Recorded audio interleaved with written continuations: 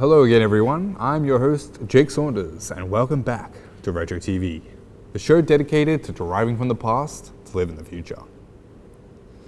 Retro styles are being resurrected back into pop culture everywhere. In particular, this aesthetic has made an incredible resurgence into fashion. Fashion has always been a marker of time and culture, reflecting the environment and attitudes of an era. Today, we'll be taking a deep dive into the threads of the past, discussing some of the most iconic trends, including the good, the bad, and the ugly. Let's see how they're manifesting in our wardrobes in 2023. The 1950s saw a consumerism boom after the Great Depression and World War II.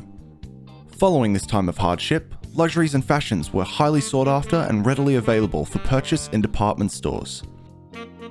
Fashion was influenced by Hollywood glamour and inspired the ritual for dressing up for every occasion.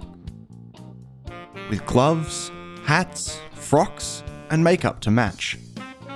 The shape of the decade, the hourglass silhouette, was popularized by Christian Dior and proliferated in the women's fashion market.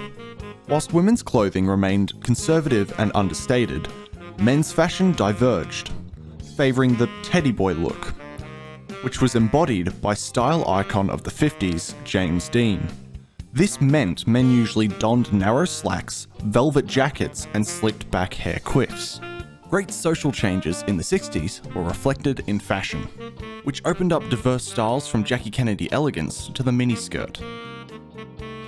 Fashion, art, and music looked to the youth and were used as a force for change and reaffirming freedoms. No other fashion moment could encapsulate this better than the birth of the hippie aesthetic. Tie-dyes, loose-fitting apparel, and bright colours flooded fashion in the late 60s. This time also brought about new ways to source threads. Shoppers were rejecting the mainstream and instead looked towards boutiques, second-hand stores, and a healthy dose of DIY.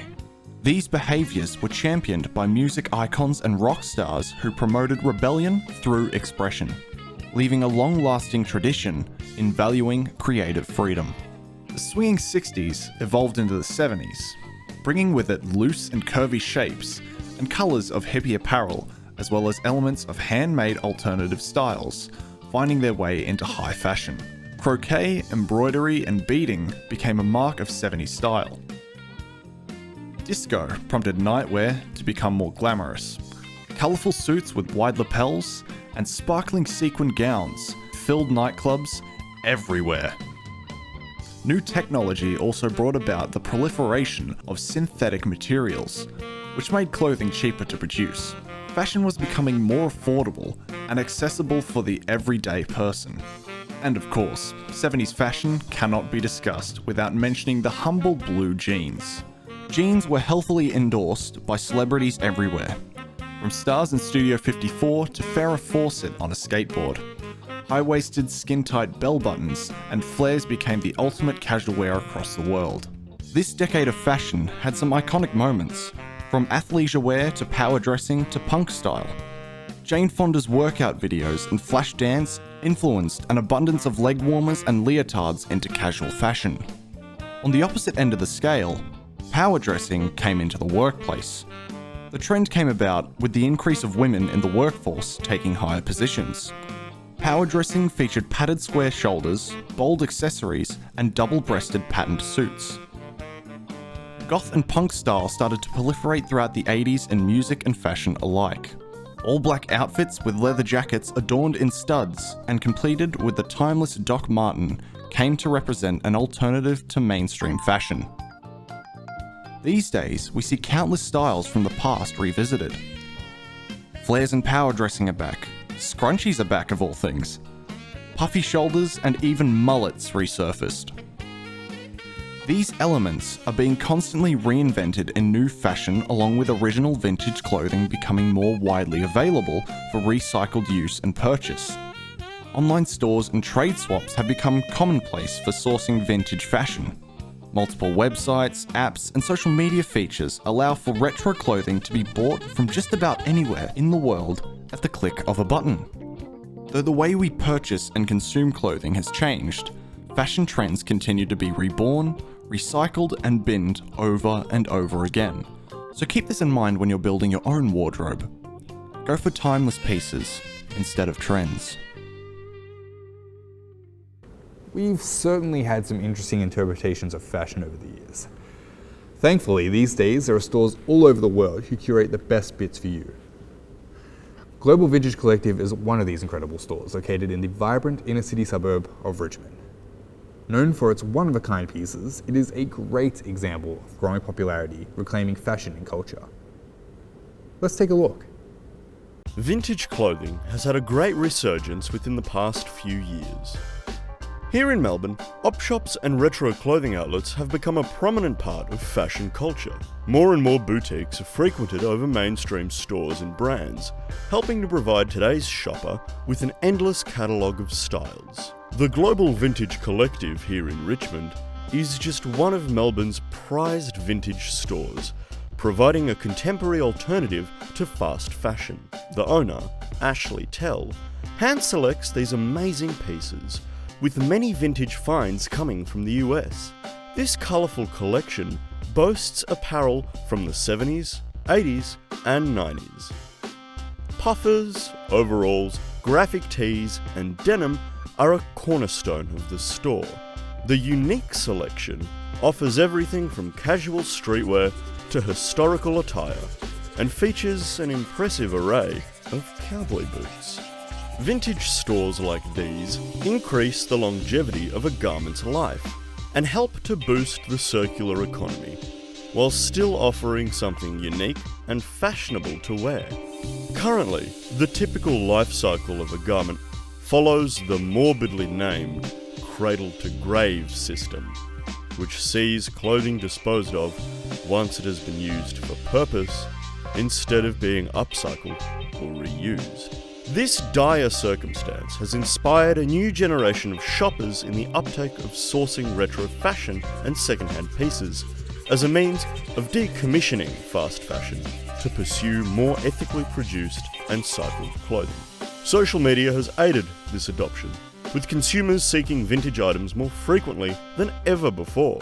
This online boom has also made it possible for stores like Global Vintage Collective to share their range online to a plethora of customers all over the world. Thrifters also have their hand in promoting this new wave through sharing their rare finds on social media. In Melbourne and Naarm's fashion culture, second-hand clothes have not only become more accessible, but even trendy. Focus on individual and alternative expression through dress has become a focal point of the scene. No longer are mass-produced fashions favoured over local one-of-a-kind pieces sourced from op shops, vintage markets and personal collections. With the return of vintage aesthetics in today, boutique stores like Global Vintage Collective can continue to thrive, proving that retro never goes out of style. You can find the Global Vintage Collective at 260 Church Street, Melbourne. If you'd like to get your hands on some great threads, that's the place to go. Next up, we're stopping to a certified institution of retro fashion. The Hunter-Gatherer store in Fitzroy is a wonderful outlet incorporating community and upcycled fashion. Let's get into it. Ask anyone about op shop finds and they can probably recite the tale of discovering one of their favourite vintage pieces of fashion tucked away in one of Melbourne's unique stores. The aptly named Hunter-Gatherer store here in Fitzroy is one of Melbourne's best kept secrets when it comes to sourcing rare retro fashion. The disco ball shrouded Fitzroy Hunter-Gatherer is just one of Brotherhood of St Lawrence's many second-hand outlets around Victoria. The location sells fabulous threads for every person's requirements, from corduroy pants to big fur jackets. Hunter-Gatherer has you covered. What's special about Hunter-Gatherer is the hand-picked selection made from charity donations and dead stock. This multi-stream sourcing means that the Hunter-Gatherer stores are able to assemble the best recycled goods, both vintage and contemporary. This process also lends itself to the sourcing of local artwork, books, music and bric-a-brac. Hunter-Gatherer has just about everything you can think of when it comes to retro. The store and its wonderful staff provide a warm shopping experience where you can browse amongst flamingos, flowers and lanterns. These thoughtful and colourful accents, as well as the inclusion of culturally significant iconography, such as the big carrot, attribute to the feeling of community at the hunter-gatherer store. Among the tea, picnic sets and crystal, you can find beautiful antique homewares. Or, if you're after a little entertainment, vintage video games, cassettes and literature are abundant at hunter-gatherer. On the fashion side, expect to be spoiled for choice when it comes to accessories. This store has the best of the best when it comes to quality bags and bling. They even have a wall dedicated to shoes. If luxury goods are more your speed, the hunter-gatherer also stocks some very special items, as well as a few designer pieces.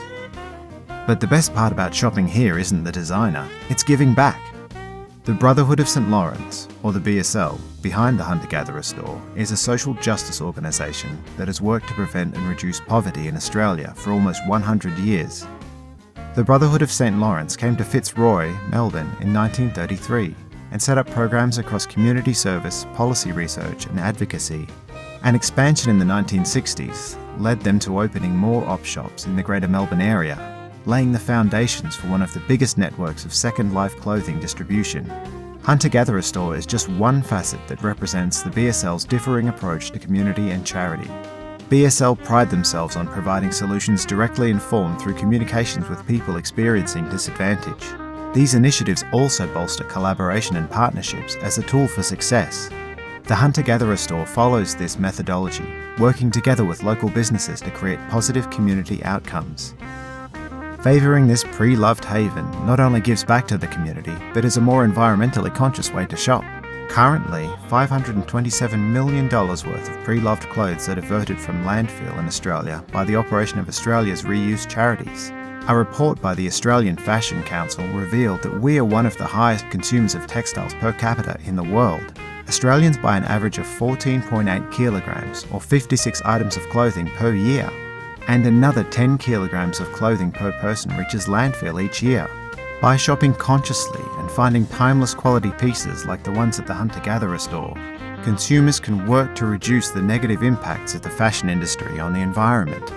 Shopping this way has a multitude of benefits. If you're looking to save the planet, give back, or just find one-of-a-kind pieces, hunter-gatherer has it all. This eclectic store stands as a testament to love of retro, community, and fashion.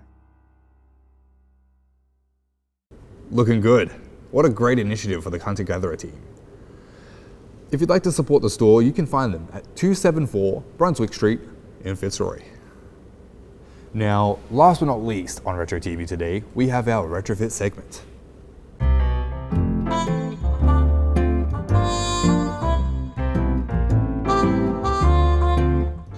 Hey, I'm Courtenay, and in today's retrofit, I'm coming to you from the Thread Den in Fitzroy.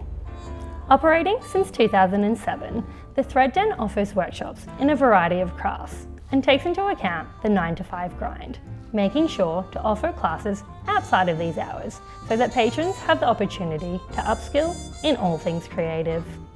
Today we have a special lesson in place with vintage hairstylist Miss Lee, who's going to give us an exclusive lesson in retro beauty. Let's go.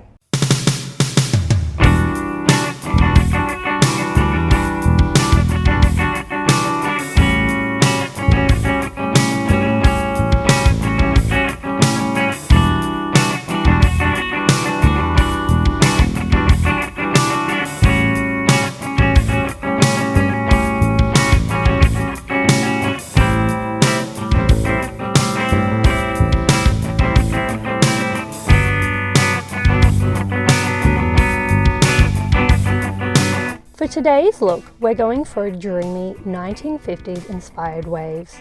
If you want to try this at home, we recommend you wash your hair the night before it's needed.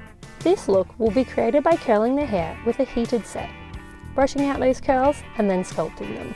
So be sure to have a curling device, brush, comb, heat protection and hairspray handy. Miss Lee starts out by sectioning the hair so that we can take it one section at a time. As with any sort of heated styling, she recommends a heat protect spray to be applied to each section before curling, to minimise any heat damage and to help with the hold. Next, she uses a curling wand to create the curls, taking small rows at a time, curling nice and tight to the scalp, and securing in place with pin curl clips to completely cool. This method was used in the past to create volume at the roots to give the finished look more of a retro oomph. Once each section was complete, she gave it a light spray with a flexible hold hairspray and let it bake, which Miss Lee says is the perfect time to pour yourself your favourite retro drink and pop your makeup on. Making sure the set had completely cooled, next she carefully started unpinning each cool in order of where she'd first started. Using a tail comb and a nylon bristled teasing brush, she worked through to sculpt the springy curls into sleek waves by brushing the hair against her hands. This way, you should be able to manipulate the hair to bend, crease and smooth into the finished look. My hairdo was then what Miss Lee refers to as hurricane-proofed, using a strong hold hairspray, and I was ready to go.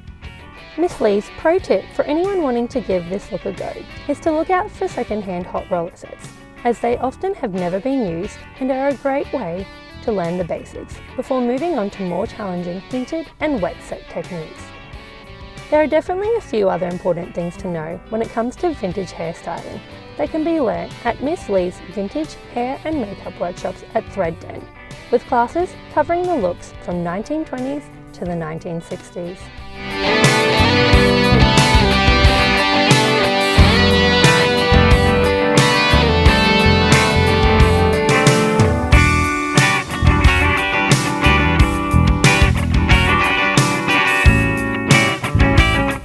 You can find more information about the Thread Den's workshops online, on their Facebook, or on location at one of 329 Brunswick Street, Fitzroy.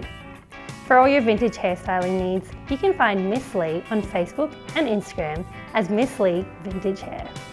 I've been Courtenay and this is Retrofit.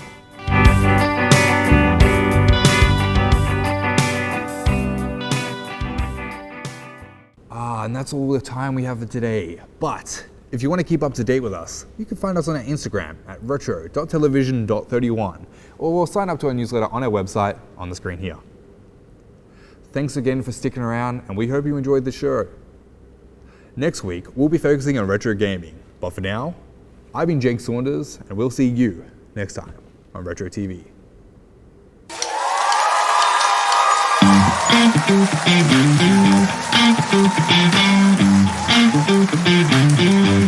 Thank you.